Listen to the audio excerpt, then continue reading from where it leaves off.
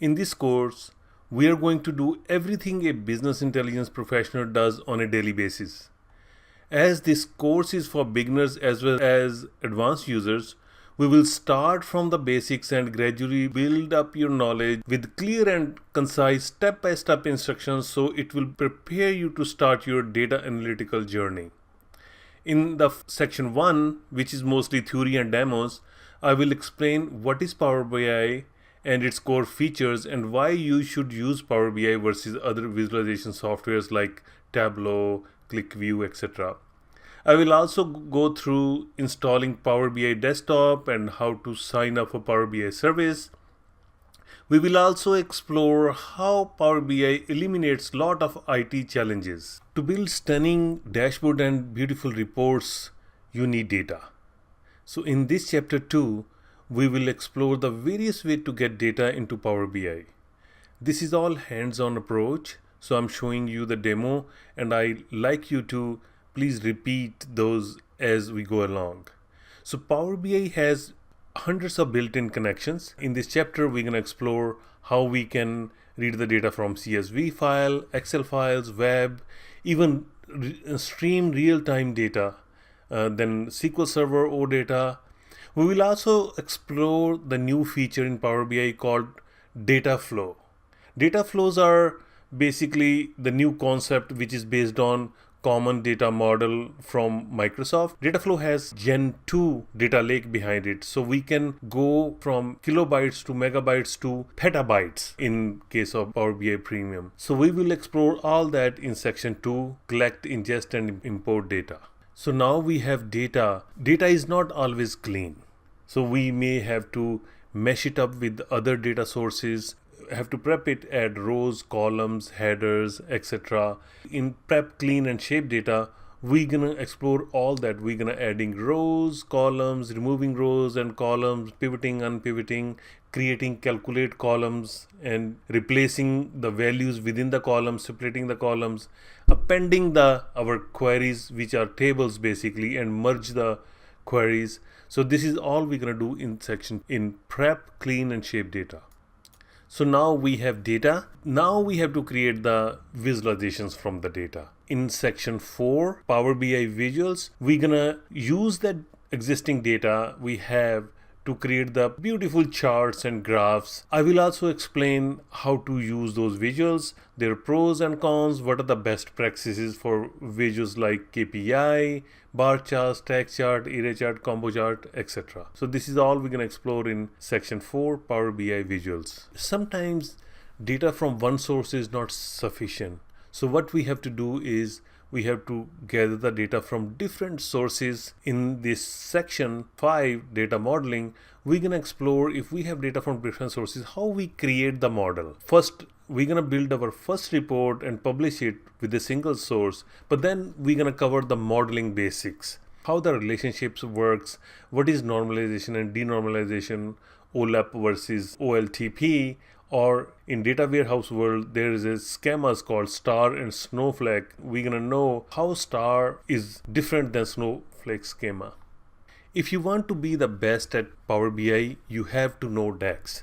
I'm covering in section 6, Introduction to DAX. DAX is actually a very big topic. It's a course in itself and you can find it on Udemy. In this chapter, we're gonna introduce you to the DAX. We're gonna see what is DAX, what are the data types, operators and syntax. There is another language M which is used in Power BI, and we're gonna see what is the difference between M and DAX, rules to create measures. This is very important, you guys pay attention to it. Then we will know what is the difference between calculate column and calculate measures and why we should use measures versus column, etc. Then we're gonna cover some DAX formulas, some aggregate and time functions that you're going to use in the advanced projects in this course. Now we have data, we clean it up, we know how to use visuals. Now we're going to get into real world projects. Section 7, hands-on real world projects, is all about building the reports. We're going to use everything we have learned so far in the previous lectures. We divided it into two sections. Basic reports are going to build your foundation, and in advanced reports, we are going to use advanced features like using DAX, dynamic measures, dynamic dimensions, bookmark, etc. Advanced reports are all about what is being used in the corporations and bigger companies' business intelligence environment today. We're going to build procurement, per product, regional report, then IT ticketing analysis. We are doing various type of HR analysis, financial analysis, sales, then bank report. So normally you build the report and dashboard in the cloud, then the data has to be updated automatically. You cannot, get the data every day and manually refresh the report with the new data. So for that, Microsoft has gateway servers. We're going to learn how we're going to use gateway service to update data automatically if our data is at premise and the dashboard and reports in the cloud. How the data will be updated automatically, so when the management come next day, they will see the new dashboard every time. In Pro Service, you can refresh the data 8 times in a day, but in Power BI Premium, you can refresh it 48 times a day, every half an hour. So in this section, Personal and Enterprise Gateway, we're gonna learn both gateways, Personal and Enterprise, how to install and configure both of them, and how to create a data source with SQL Server, and how to sync data with those gateways. Now our data is syncing with the gateways and data is flowing, we publish a report. Then we're gonna know how to use Power BI service and dashboards. What is report, what is workspace, and workspace has like 5 components: reports, dataset, dashboards, workbooks, and data flows.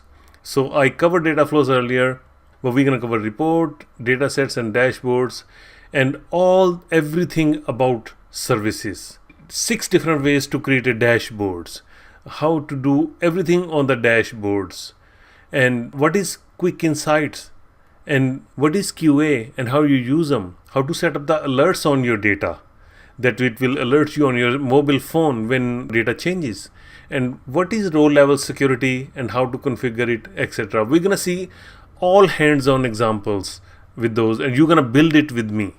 Now the data is there, dashboards are there.